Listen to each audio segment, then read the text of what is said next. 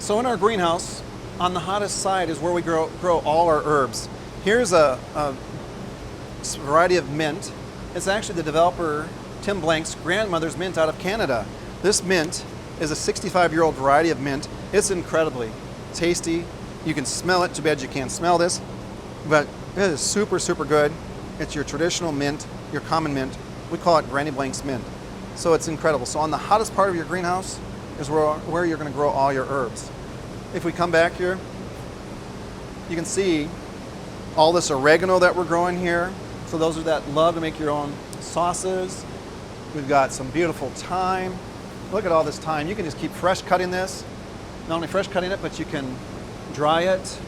You've got tarragon, rosemary. You can grow all these herbs in your greenhouse. Actually, you don't even have to have a greenhouse. You can grow it inside on your own tower. Beautiful rosemary here. Oh, it's just incredible. So we keep fresh cutting this for our counts. Stevia,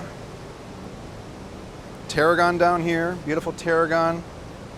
Again, you can do this in your own tower right at home, or those that want to do this commercially, you can do that as well. But it's important not to let things get overgrown, because then you start blocking light. So as a result of this whole situation that we've been in, we haven't had as much demand, so we're drying a lot of these herbs. And then we're selling those herbs to the community and restaurants. That way they have things that are not irradiated. Do you realize that our herbs are being irradiated to kill the bacteria? So when you're buying herbs, if it doesn't say not irradiated, then those things have been irradiated. So that's why sometimes when you open them, they actually smell like something sterile. That's because they've been gamma irradiated. So I'll encourage you to buy herbs that you either dry yourself or herbs that have been non-irradiated.